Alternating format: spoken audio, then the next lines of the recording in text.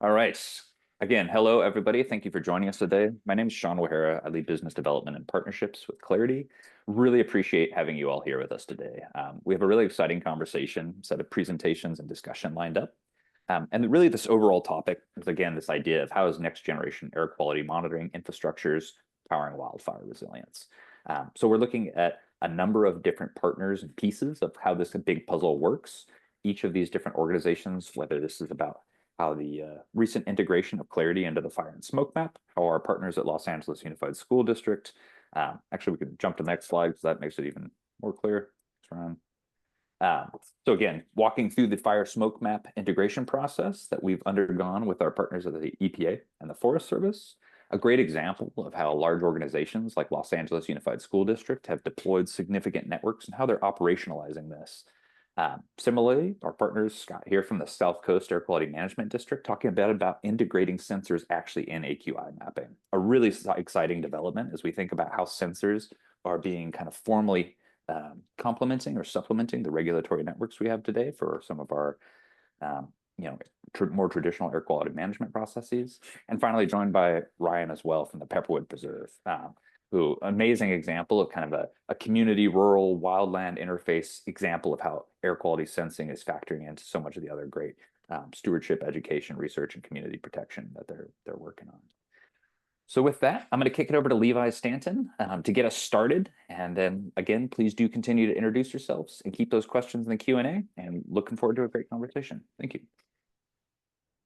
Thanks, John. So I'm Levi Stanton, the lead solution engineer at Clarity. I'm part of the Clarity Lab. And I also led the pilot to get Clarity onto the fire and smoke map from the Clarity side of things. I'm going to be going over the pilot process, which was aimed to define the technical considerations for air quality sensors to be on the fire and smoke map, and also demonstrate how Clarity ultimately met them. Next slide, please. This was a partnership between the US EPA and the US Forest Service, as well as Clarity, to go to pilot how eventually other vendors would be onboarded onto the fire and smoke map, so that there's a formal process of that. Next slide. Before getting started, I really wanted to give a shout out to Ron Evans, who led the fire and smoke map deployment or pilot from the EPA's side of things, and also recently retired after 45 years at the EPA. So he was really instrumental in this whole process. Next slide, please. So first, why might Clarity want our data on the fire and smoke map? First, it's part of our mission to expand access to trustworthy air quality data, and also allows our clients to share the data that they've worked so hard to measure, and allows them to bring that data to their communities where their communities are at. It's also a great opportunity for us to partner with the EPA to help define the process, to make sure the industry's considerations are taken into account in that process. And it was a great process to go through with the EPA and the Forest Service. Next slide. It was a long process, though. It got started in November of 2022, and there were lots of different iterations, whether that was on APIs or on what the data targets would be, different analyses that the vendor or Clarity needed to present to the US EPA and the Forest Service to demonstrate goodness of fit for the project, or for the fire and smoke map. And ultimately, Clarity got onto the fire and smoke map this past summer, and I was right after a period of a beta test where EPA had grown familiar and comfortable with the Clarity data, and during the January wildfires in Los Angeles, actually released that data onto the fire and smoke map to support the communities that needed additional monitoring due to those wildfires. Next slide. So the pilot culminated in these kind of three pillars of what's needed out of the vendor. First and foremost is apples to apples, as Ron would say, PM2.5 data. So that means having excellent nowcast AQI categorization across all of the AQI categories, to provide EPA formatted testing reports in a range of different climates, that demonstrate meeting the EPA's PM2.5 performance targets for low cost sensors, and as well as having comprehensive and documented automated quality control.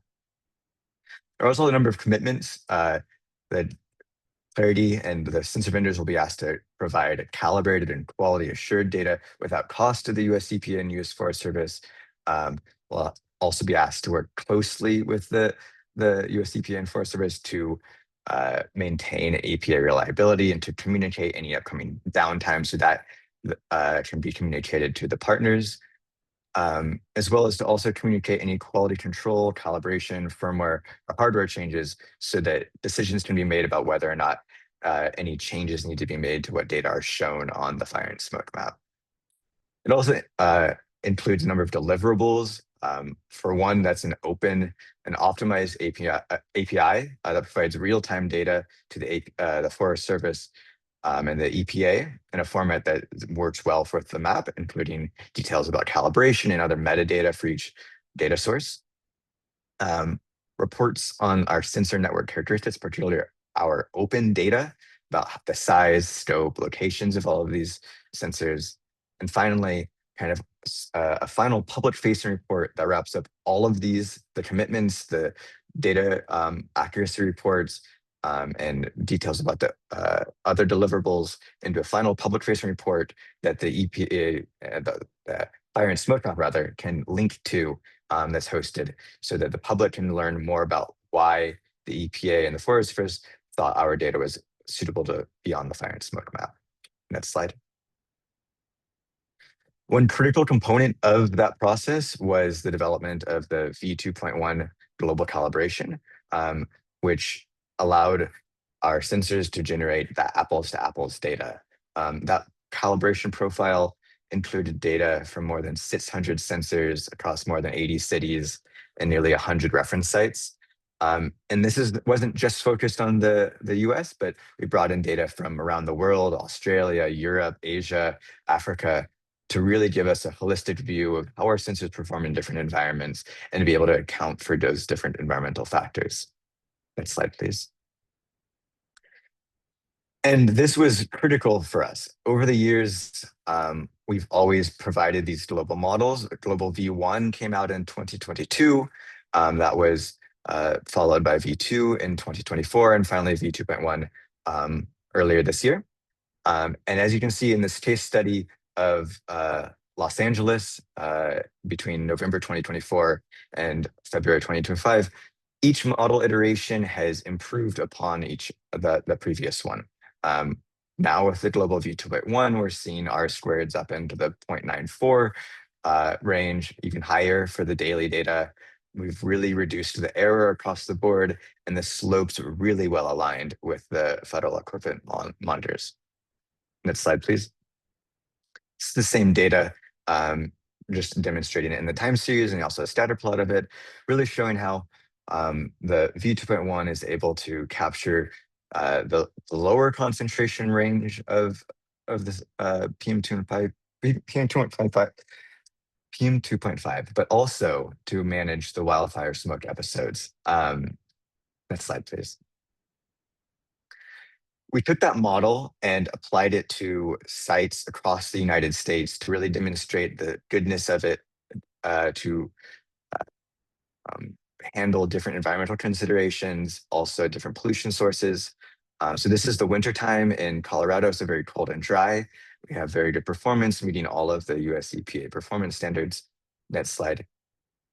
And as well as in New York City, where this is during May and June, so much warmer, much more humid.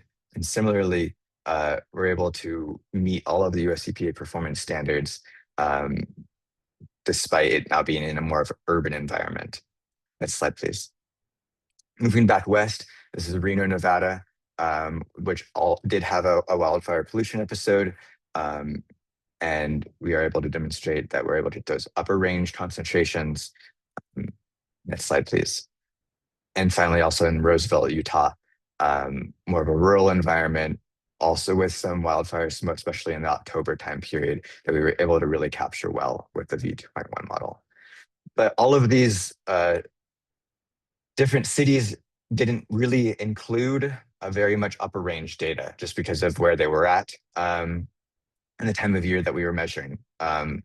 It's sometimes difficult to go find that wildfire smoke, but we did. Next slide, please. In the summer of 2024, we literally got in the car and chased the wildfire smoke, deploying about 10 sites across Western US and across California, Oregon, Idaho, Utah. And we use this data set to capture air quality data during these intense pollution events. Before this, we didn't have a ton of data in the unhealthy, very unhealthy, or hazardous categories. But we were able to use this data set to demonstrate that the V2.1 model is able to predict or estimate the nowcast AQI category in a very similar manner as an FEM monitor that would be also displayed on the fire and smoke map. And this is critical for the US EPA and the Forest Service to make sure that there's not any discrepancies between reference monitors and sensors on the map, as well as to ensure that in terms of communicating public health concerns, especially in areas where there aren't reference monitors, that the sensors are showing similar health concerns across the entire range of concentrations. Next slide, please. So now we have more than 650 sites across the US on it, with hundreds coming online in the next several months in other partner cities. And next slide, please. These sensors really fill in the maps. Most of our partners are cities or school districts that are deploying sensors in very thought out and methodical ways, whereas the other sensors that might be on the fire and smoke map tend to be in more socioeconomically advantaged communities. So in LA, for instance, many of the purple air sensors, which they're great, but they tend to be in more wealthy neighborhoods. With the LAUSD network, they deployed the sensors within a couple kilometers of every school in the entire district, giving them very holistic view of air quality, which was critical during the fires in January.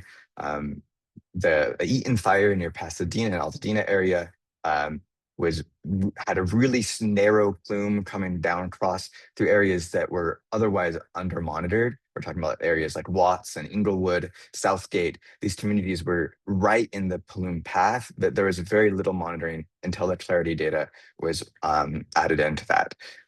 So it was really critical to bring that data in. And with that, I'll hand it back to Sean.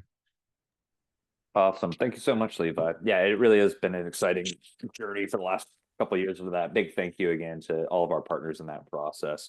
Obviously, the cities and schools is great, but we're also really excited about what this means for our rural and tribal partners as well. So with that, I'm going to actually hand it over to Carlos Torres, who has just joined us as well from the Los Angeles Unified School Districts. So Carlos, thank you for joining us today and excited to continue along with this narrative here. It's great to be here. Thank you. Good morning, everyone. I'm actually at the Marquez Elementary School, which is one of the schools that burnt down. We just had an opening school press conference, and a highlight of the press conference was talking about our Know Your Network, which is, couldn't have happened without the good folks at Clarity. So I'm happy to talk about how we use that system here. Great. Next slide, please. So, it's great to say that we need it because I'm at a press conference and talking about it, but there's a bigger why of why this is needed. It's really in Southern California, really all of California, the increase in the frequency and intensity of wildfires has just really gotten out of hand over the last few years. We used to joke about wildfire season, and now it's seemingly there's no such thing as a season, or it's a year-long season now. And it's really been an issue with creating unsafe conditions at our schools. Folks that are concerned about the smoke coming from fires that may be 20 miles away, but the way the weather patterns go, they impact our schools. In Los Angeles, there's been a lot of work over the last few decades to improve our air quality. I remember as a child, having multiple smog alert days, and those days don't really happen, but they, even worse conditions occur when we have these wildfires. So as we've made progress as a society in improving air quality, there are still some factors that we have to consider that are a little harder to control, wildfires being one of them. So we use the network in emergency events. It doesn't have to be a wildfire; it could be a structure fire, and we have those networks. Those sensors across our 710 square miles, and it allows our schools to make better informed decisions about what's going on in their neighborhood, as opposed to like regional information is really good when it affects the whole region, but a lot of times there's microclimates within our neighborhoods, and one school in one part of the San Fernando Valley, for instance, is very different than other parts of the San Fernando Valley. And so that this network helps us deal with that. Next slide, please. So what is the network? We talked about it. It starts off with their Clarity Node S, and we started off with about 200. We're a little bit more than that, and I'll get into that in a second. But we started off with a little over 200 sensors spread out at all schools. Well, not every school. We have more schools than that. We have got about 900 something campuses. And so what we did is use an EPA model, a neighborhood design model, and we have one sensor let's see, if you're at a school and it's not there, there's 1.6 miles away from you or less. Okay, so it really does give you some hyperlocal information with regard to PM 2.5. It's definitely one of the largest school-based networks, and it's available to everybody across the world. Doesn't matter if you're a parent or this isn't not just for administrators or for my staff. This is for everybody to take a look at and to see what's going on. So that's where we started. Next slide, please. So I think one thing I just want to point out is our website. This is available, OEHS, that's Office of Environmental Health and Safety at lausd.org. And so if you want to check it out, just go to that site, and there's, we have it circled there in red, the LAUSD Know Your Earth Network. And if you click to the next slide, please, and then it gets you to the actual page. I didn't copy the whole page, but this is the page, so you'll be on the right one, and then you can see what we're looking at in real time. So next slide, please. So how do we use this data?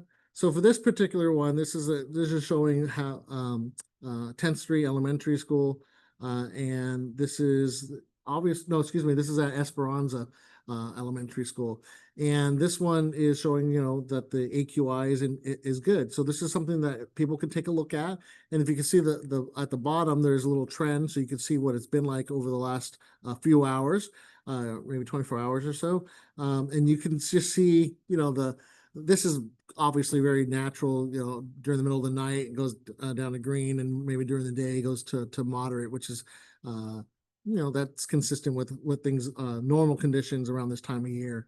But they can see where they're at, where their school is at, where the monitor is at, and then they can click on the district map, which is at the top, and that you can see that bigger picture. Also of note is specific recommendations that we worked with Clarity and our other partners with to put recommended actions. When it's green, there's not much you need to do, which is great. But when it starts getting into the orange and red categories, there's specific actions that we follow that guidance from AQMD and from EPA with regard to how the general public and students and staff should be operate or going about their days following that guidance. Next slide, please. So Know Your Earth Network, or we like to call it Cayenne here for short. Cayenne, what's 2.0?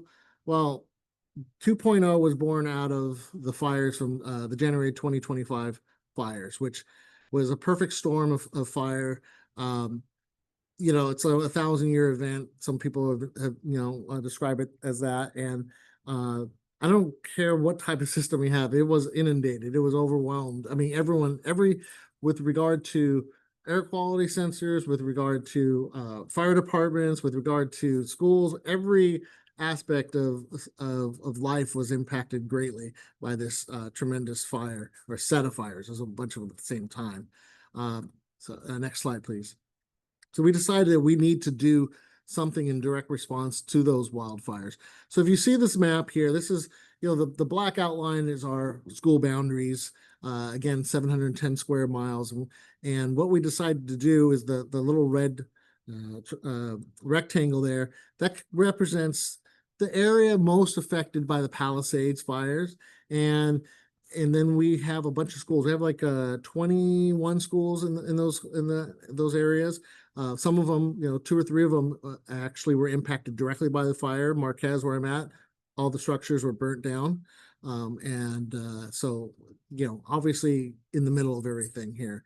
And so what we decided we needed to do was, because there were so many fires, the Eaton fire, the Palisades fire, you had these ones up north as well, not too far up north, but enough to create conditions that we had really poor air quality throughout the district.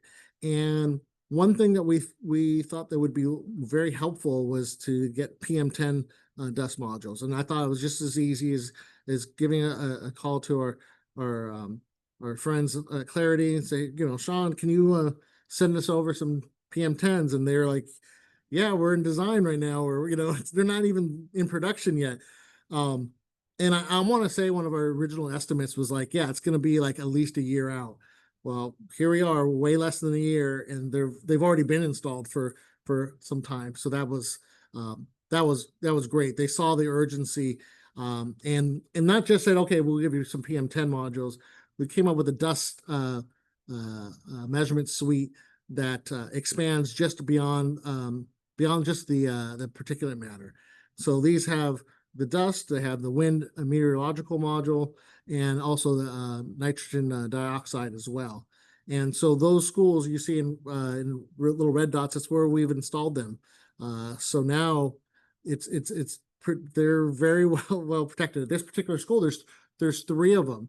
Again, that's a little bit in response to the conditions around here. One of the main concerns that people have with regard to the fires was the building up around the campuses, like not just on our campus, but on but the neighborhood as well. So we thought this would be a really good thing to do, is to have extra sensors there so that we can know what's going on around our schools. And that's what the intent was there for. Thank you. So what do they measure? I already mentioned that. That's the PM 2.5, the 10, the NO2. The same sort of idea. So if you look at any school, you're going to see this information. If a school doesn't have those modules, they'll just be grayed out, but you'll be able to see it, but just, they won't have any information. And again, the recommended actions is what we can really use to tell us kind of what to do for our students there. It's important to note that oftentimes when there's a fire, the schools are usually the best absent, I'm going to make an exception. Obviously, if the fire department's telling us to evacuate, we evacuate. But if it's not an evacuation type of situation, the schools are often the best place for students to be. They have way better HVAC systems. We have MERV 13 at minimum at our schools. And so this just kind of helps us figure out what's going around, Okay, so next slide, please. So, this could just be about air quality, and from a scientific standpoint, that has a lot of merit. But I think it also has really good benefits for our curriculum side. Can work as a STEM education tool. All the data is downloadable, and so it can be used. And there has been curriculum that has been developed for all grade levels, from elementary school to high school, where they could use this as a model in their studies, and they could download the data and do, it could be science, it could be math, it could be a lot of different things. But it's being used currently, which is really wonderful. And then obviously this gives us a leg up on providing our support to deal with not just the wildfires, but anything else. Again, we're not dealing with fires right now. At this particular school, we're now just dealing with the community coming back and building and causing dust. Hopefully not. Hopefully they're following all the rules, but we now have a way to measure that and to see if it's impacting our schools. And so that's where we came from, and that's where we're heading towards. And we just want to expand this, not just in the Palisades area, but in other parts of the school district that could be affected or that have historically been affected by wildfires. And so we have more work to do, but I'm happy to be part of the team that's supporting that work. Thank you.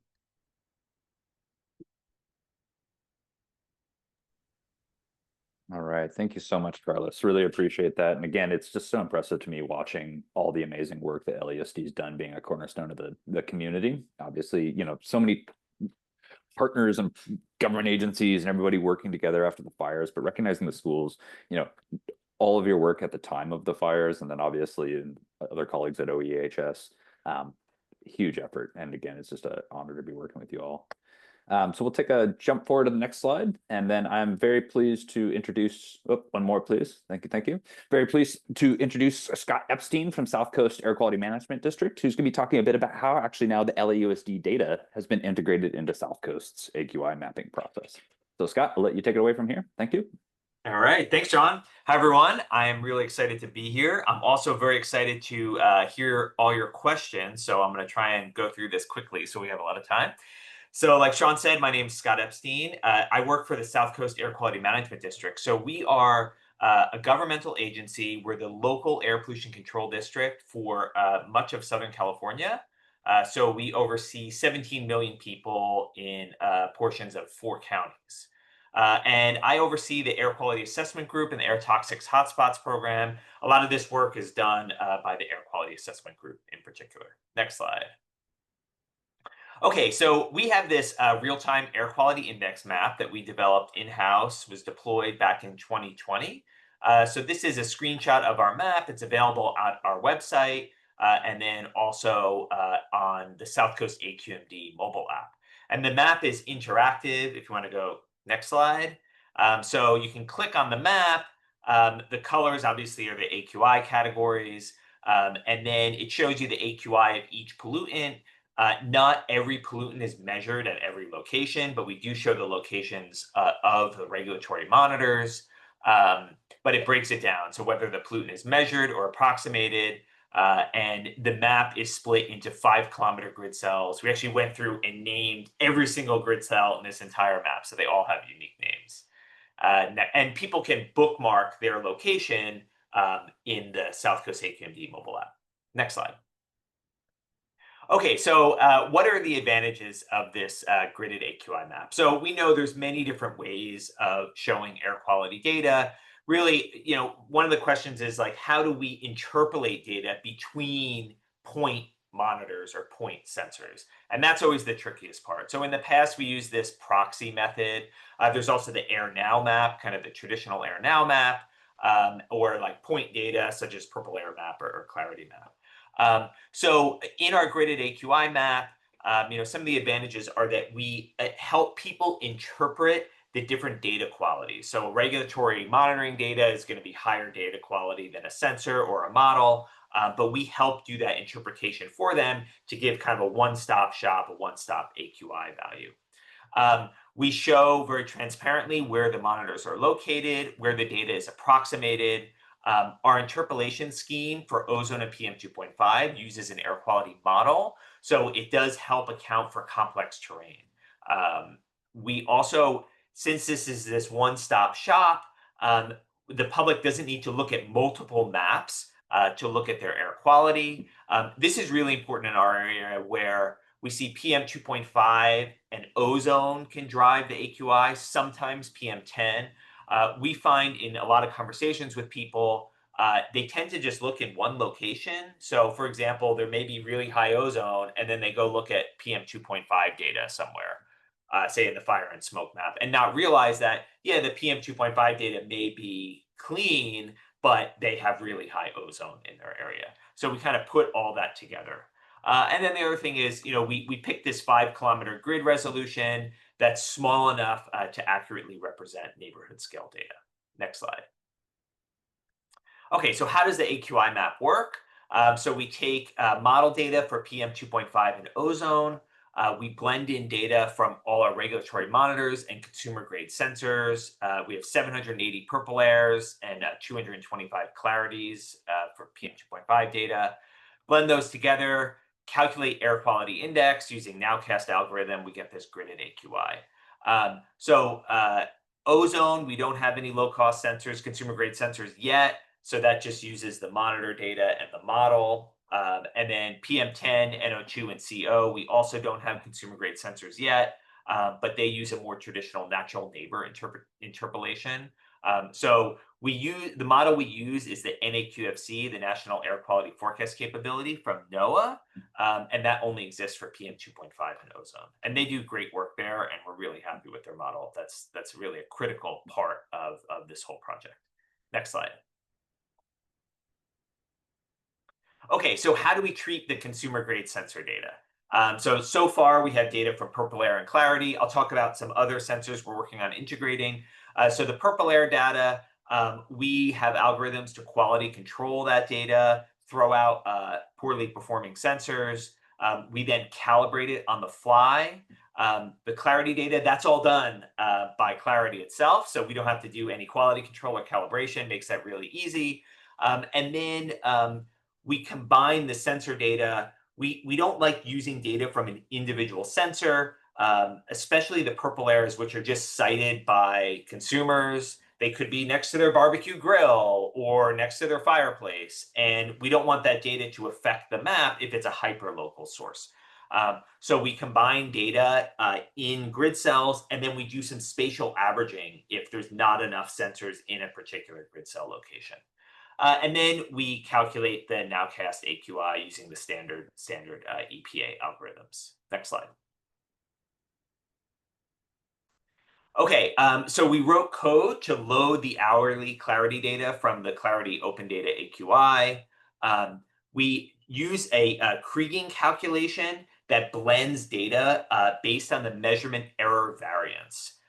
So this is sort of a universal methodology that we developed that looks at the measurement error variance of each of the data sources and blends them appropriately. So the regulatory monitors we assume are truth. We know that that's not exactly true, but for the map, we assume that they're truth. They get blended in the highest proportion, especially in the grid cell where the monitor is located. But then as we get further and further away from the monitor, the consumer grade sensors and the model take more of a role. We did an extensive performance analysis when we blended in to establish the map during wildfires, non-wildfires, everything. But then we also did additional performance analysis when we put in the clarity data. We want to make sure that adding additional data improves the performance of the map. And that was the case with the clarity data. Next slide. Okay, so we've identified a few challenges. We can discuss these later. But these are just general challenges with using sensors for real-time AQI. So Levi pointed this out before. So we find that the purple air sensors tend to be more concentrated near the coast and in wealthier areas due to socioeconomic factors. This map shows where the clarities are. So those are based on the school district. So that's in all different socioeconomic area, all different economic areas. But on this map, we also put on SB 535. So that's a definition of disadvantaged communities. And you can see there's really inadequate coverage in those communities as you get out of LA County or LAUSD areas. So we're trying to address this through our AQ spec program. This is our Air Quality Sensor Performance Evaluation Center to do some targeted sensor deployments. We also did some code modifications to modify the neighborhood size. So in areas where you have fewer sensors, it kind of widens out that averaging for the map. Next slide. Integrating new sensors and data providers into the map can be pretty challenging. It takes some time to develop the code to do that and the performance analysis. Part of the reason for that is that all these different sensor types kind of come in different data formats. So we think it'd be really nice if there was kind of a standardized data format. And I know some people in Colorado are working on something like this. But for example, like all the data came in NetCDF, it'd be much easier to plug in for more sensor types. All right, next slide. And then the last thing, this is really a challenge. This is a good challenge to have, but these sensors show really high time resolution data, and people want this high time resolution data to make decisions in comparison to kind of regulatory monitors, which report on an hourly basis. But unfortunately, all the health science that we have is based on these long time period aggregate PM 2.5 and ozone concentrations. So the AQI really is built upon these longer time averages. Even the nowcast is multiple hours, but people want to take actions on a shorter time period. So it's kind of a battle. We're a little worried. We don't want people to take actions based on a short-term hyper-local source, say a passing truck or an idling truck for a few minutes. But also we don't want to average over really long periods of time, because then that's sort of washing out any shorter term changes, maybe a smoke plume that passes over an area. So we're trying to sort this out. I know a lot of air districts around the country share these same concerns. We think that the nowcast provides a good balance of this. However, it'd be really nice to have more health science at these shorter time averages to be able to provide recommendations on a shorter time scale. Next slide. Okay, so this is my last slide. So our AQI map really helps with public interpretation of AQI data, make sure that people interpret things properly. We, after incorporating the Clarity node PM 2.5 sensor data, we do improve performance. We're trying to incorporate additional sensor data from other manufacturers. We're currently working on incorporating AQI data from Aeroqual for PM 2.5, PM10, and ozone, and also QuantAQ sensors from PM 2.5 and PM10. There are a lot of challenges in this, but there's also a lot of unique solutions. And I'll be excited to take questions when we get to the Q&A part. Thanks. Awesome. Thank you so much, Scott. Really appreciate you walking through that. And again, speaking on behalf of the air sensor industry as like a whole, it's exciting to see districts that are taking kind of structured, aggressive steps to actually integrate these new instruments into very traditional processes. So super appreciate that. And again, walking through it. And I really encourage many of our other participants and attendees, reach out to Scott, to learn more, obviously, about how we can do this in your own districts and states as well. All right. And then last but not least, I'm super excited to introduce Ryan Farrell from our partners at the Pepperwood Preserve. Ryan's doing some amazing work, and again, stepping out of Southern California and away from some of our slightly more urbanized applications to wildland urban type interfaces. So I'll let you take it away from here, Ryan. And thank you so much. Fantastic. Thank you, Sean. All right. Yeah, we are up here at Pepperwood Preserve in Northern California, Sonoma County, about an hour north of the Golden Gate. And when I say Sonoma County, I want you to think three things: vineyards, fog, and wildfires. And with those wildfires comes poor air quality, certainly plenty of smoke. And on top of wildfires, we also do a whole lot of prescribed burning in this region. So a lot of different sources of air pollution up here. And this was a 2022 grant that we were awarded by the EPA, building capacity of vulnerable communities in California's fire-prone North Coast to collect air quality data and access solutions. That's a huge, long title for the grant. But what we really wanted to do here was, we recognized that there was not a lot of air quality data out in our agricultural areas in these interior valleys, and certainly thousands of people working out there exposed to this day in and day out that didn't have access to this. So that was the main goal of our project, was really to bring air quality to a previously uninstrumented region. And I have to pause here and recognize that, as a scientist, the last thing I want to do is say, hey, I've got the numbers, the answers, and just push it down on the community. So our partners were key to the success of this project, and the work is ongoing. But a lot of these partners I've listed here were community partners that held focus groups and engaged with the community. I mean, they're our friends, family, and neighbors. And so they were able to go out there and tell us from the bottom up in this grassroots effort, like, hey, what are the concerns, the needs, and needs for preparedness around these emergency events and air quality. And finally, last but not least on the list, you can go buy air quality sensors, but with Clarity, you get a partner. So a huge shout out to Sean, Aubrey, Ryan, everyone else on the Clarity team. You guys have really made this project a success for us and made my job a whole lot easier. So next slide, please. Okay, very high level here. There's lots of detailed nuances within our project here, but you know, our goals and gains of this project provide this North Bay community with accurate and reliable real-time air quality data. And this is where the Clarity S node is so important, because I talked about the agricultural areas. We have a lot of wild urban interface. A lot of sensors are tied to needing Wi-Fi or needing AC power. The Clarity node with that onboard power package and the cellular reception allowed us to get into the wild urban interface, into the middle of vineyards and other agriculture areas, and certainly in the uplands where a lot of these fires might originate from. And so with this air quality data, the ability to empower our community members and really our friends, families, and neighbors to make data-informed decisions about their exposure levels and the risks they're willing or not willing to take. Those were the overarching goals of all this work. And this image here, it's not just a pretty picture to fill the slide, a pretty cool application here. This is at the top of our preserve. And I call it the Sentinel. We're set up as a Sentinel site for long-term monitoring, looking at all aspects of the environmental record, you know, with an emphasis on climate change. But another important aspect of what we do here at Pepperwood is a lot of early warning and alerts. If it's not wildfires, it's floods in the winter.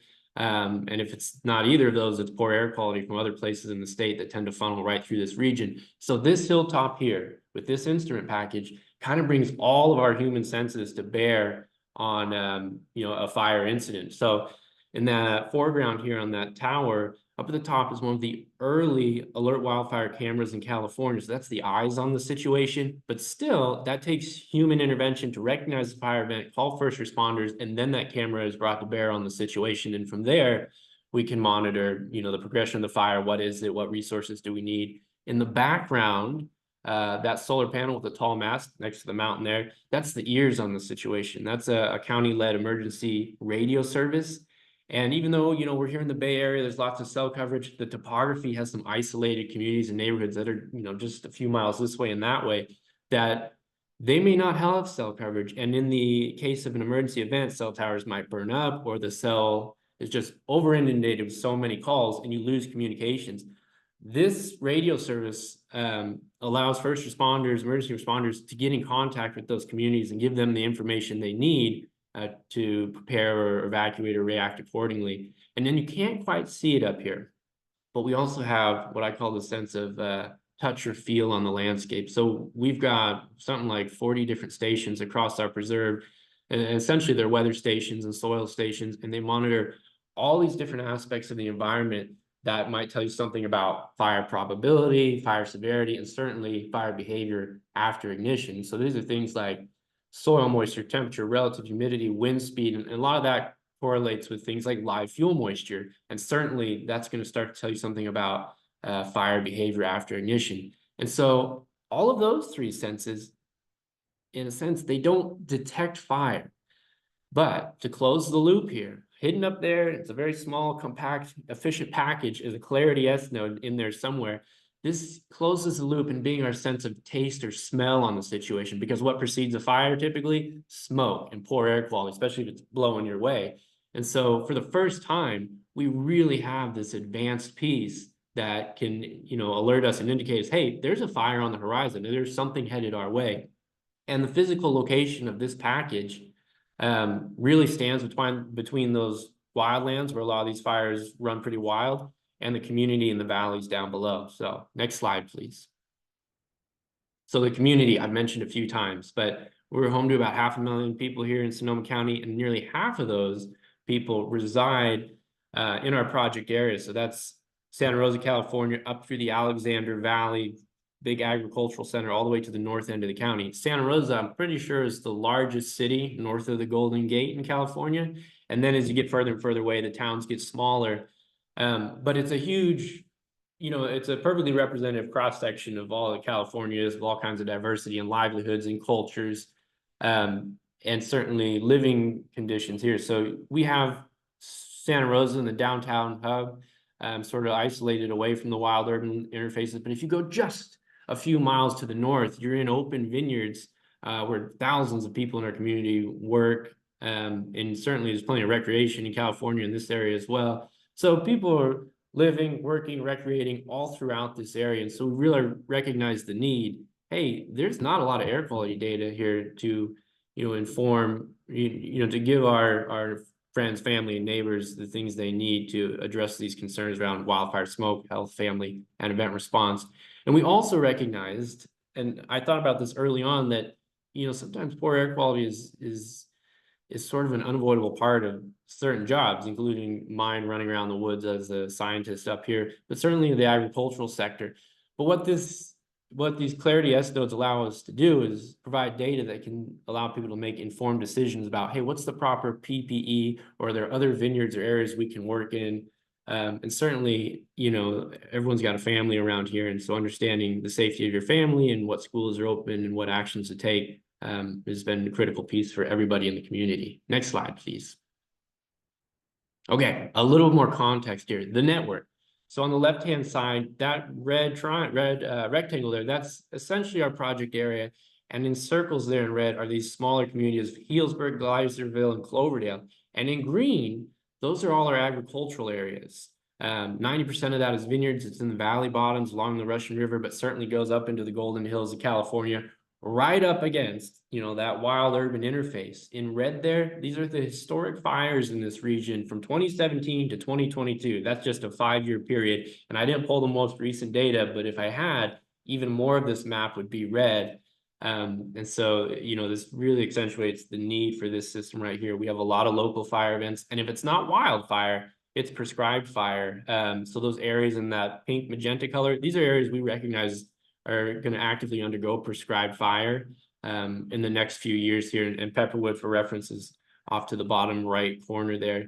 And then on the right side, this is the network we put out. Prior to this going in, yes, there's a few purple air sensors in there, but to be able to put these clarity nodes, essentially off grid in the middle of vineyards, was a really critical piece. And the scientist in me, I couldn't dodge the opportunity to build elevational gradients, because a lot of what goes on here, given our topography, is we have these inversion layers that will hold pollution tight to the ground or in pockets along different elevations. And so I went ahead and instrumented all the way up the slopes in some cases as well, to really determine in 3D where are we seeing this air pollution congregate. Next slide, please. Okay, I know this area is typically thought as a vacation destination, and it still is, but for the purpose of this webinar, I sort of think of it as a regional smoke destination, and I think a lot of folks in California can attest to this. But being just north of the Delta here in the San Francisco Bay Area, which is right there across the bottom of the screen, that's San Francisco Bay, it doesn't seem to matter where the fires originate. If it's in Northern California, it's in the Northern Sierras or the intercoastal range, that smoke tends to flood into the northern part of our Central Valley. And just like the huge lake that used to be there, drained out through the Delta region, well, that air pollution is the fluid all the same, and it tends to flow out through the Delta. But what happens is when the weather changes, winds calm down, inversion layers set in, the flow stops, and all that smoke coming through this area just sits down and floods back up into our interior valleys. And until weather changes again, it just sits there. So whether it's a local wildfire or prescribed fire, or these huge wildfires further north in the state, this region is really, a lot of smoke comes through here and settles in here. Next slide, please. All right, and then just in time for the school year, just last month, and fire season seems to come earlier and earlier every year, but just last month over in Napa County, about 20-30 miles away from our study area, looking north into the Alexander Valley, we had the Picket Fire in Napa County. And wouldn't you know it, out of 360 degrees it could have chosen to go, it made a beeline for the Alexander Valley, spilled over the mountain range, and the very next morning, if it wasn't covered in smoke, maybe a little bit of fog, but smoke here, there's tens of thousands of people working down there, living down there. There's schools down there. Those are those communities under the arrows. And if it wasn't smoky, you'd see the Golden Hills of California and these bright green vineyards all the way for 20 miles to the north end of the county. And I really wish, this is ongoing work, I really wish I could leave you with some cool testimonials. But this is sort of the first summer it's been in place. And our project partners are working to get back to the community and get feedback, and the possibility, and I know we can do it with clarity, to iterate on this and improve this is a huge win. So with that, thank you. Awesome. Thank you so much, Ryan. And as we jump into the Q&A, I want to say thank you again to all the panelists today for the really exciting, dynamic presentations. And we even still have a little bit of time left for Q&A, which is also a huge accomplishment here. Yeah, absolutely. So thank you again for all of your timeliness here. Jumping into Q&A, and again, nobody's actually indicated if they want to answer any of these specific questions, but maybe I'll start here with Sarah Waldo. So again, incredible work all. Dr. Epstein, do you have any info on the usage of the fancy South Coast AQMD maps versus national maps like AirNow and FASM? And thank you for that question, Sarah. Thanks, Sarah. I like how you call it the fancy AQMD map. I may start using that. So unfortunately, we try and get usage data from our IT department, and it's been a little bit challenging. They don't necessarily have the right tracking for us to tell exactly how many users we have. But we do work really hard to promote the map. So I do a bunch of interviews during smoke events or dust storms. That's always the top line, use our map, download our map. The thing we worry about is, we're definitely comfortable with people using AirNow and Fire and Smoke Map and Clarity, page, or the LA, Know Your Air page.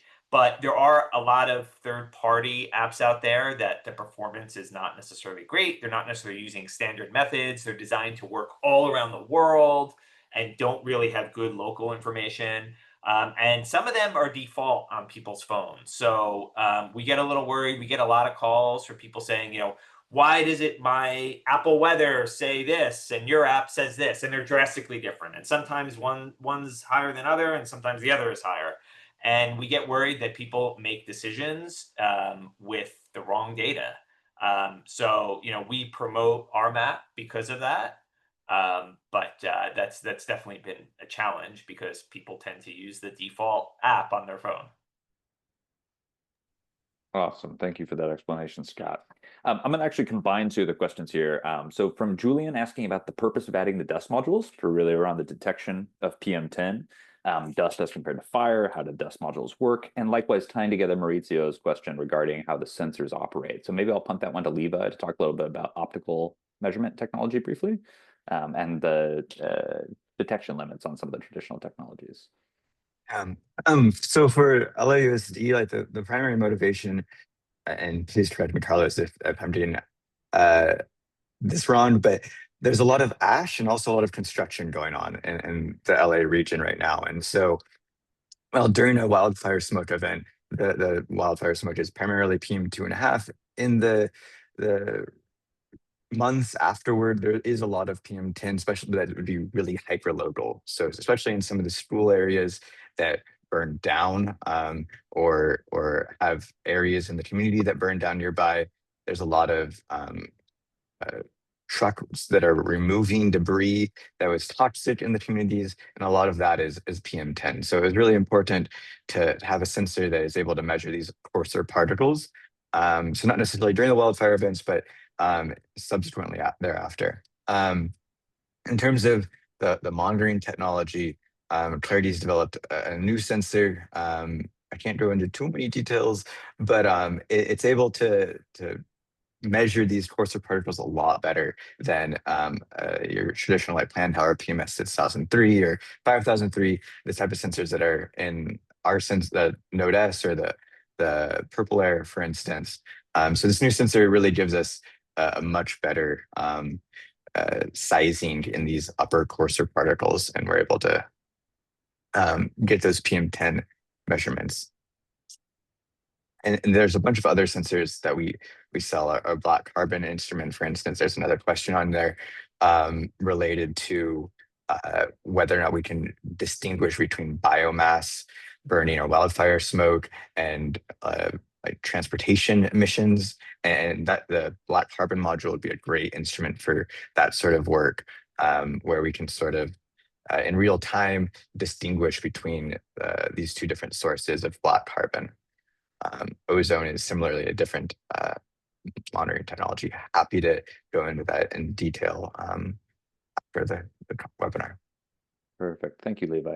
And I know we're coming to the moment here, but I wanted to ask both Ryan and Carlos, for similar organizations, be that rural communities, preserves, be it school districts, what would be, and maybe we'll start with Carlos here, what would be your number one recommendations, what are the pitfalls and challenges you ran into if you were trying to help another organization start from zero, or go through the process that LAOSDs come through? What are some of the biggest takeaways and kind of learnings that you've had about doing this? That's a great question, Sean. So I think the biggest thing was getting started, right? I mean, as someone who works in environmental health and safety, these types of things are really big for us, right? But I needed to get someone else interested in it. And so we had to find different, I'm out of school, sorry. We don't hear anything. You're good. Oh, Yeah. you don't? Nope. Yeah. Amazing Zoom. Oh, Yeah. well, that's funny. Okay. Anyways, so we needed to find champions, really. And initially, I started going to, what was it, the Clean Air Day events. And we just met some folks that were interested, were like-minded, and that had a little bit of seed money. Once we were able to do that, and it wasn't a lot. I was talking about like $20,000 investment in order for us to do a pilot.